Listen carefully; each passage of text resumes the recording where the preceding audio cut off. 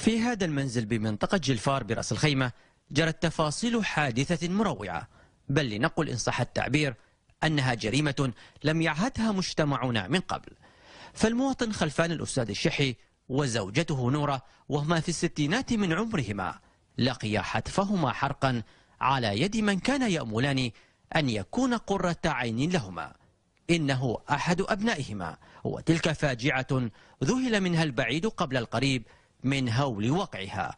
ويروي فيها حمدان ابن الضحيتين والناجي من الجريمة مشاهدها المفزعة. أنا يوم سمعت الصريخ نزلت تحت على طول أبغى أشوف الموقف، فأتفاجأ أن القاتل أشوفه شال سيف، فيوم بغيت أشيل عنه السيف ولا أتضارب وياه شوي ما قدر، ضربني بقبض السيف براسي من ورا ولكمني بكوس بوجهي.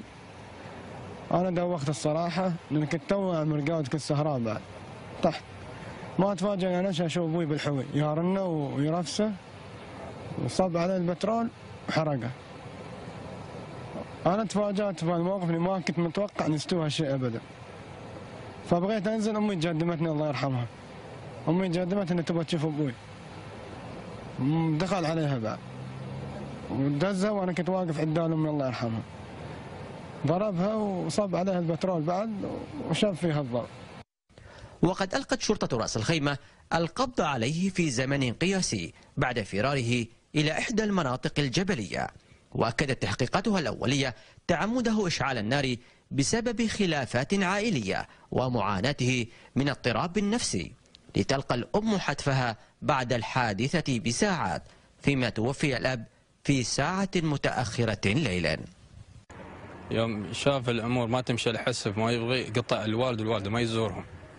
كيف تعرف عنه يوم ما يزور أبوك ولا أمك؟ كيف تعرف عنه شيء؟ ما تعرف عنه شيء. بس نسمع عنه إنه مشاكل بين أهله صوب حرمته وعياله، هذا اللي نسمع عنه. حاول يتدخلون بالخير ويصالحون بعد فترة ويردون نفس الشيء، إن حالتهم مش مستقرة، بس ما يجي المسألة لأبوه وأمه. شرطة رأس الخيمة دعت الآباء إلى ضرورة الاهتمام بأبنائهم ومراقبتهم، خاصة ممن يعانون من اضطرابات نفسية، حتى لا يقعوا في سلوكيات خاطئة وجرائم دخيلة كهذه الحادثة التي غاب فيها رب الأسرة عن الجلوس على هذا الكرسي أبد الدهر، ورحلت معه أم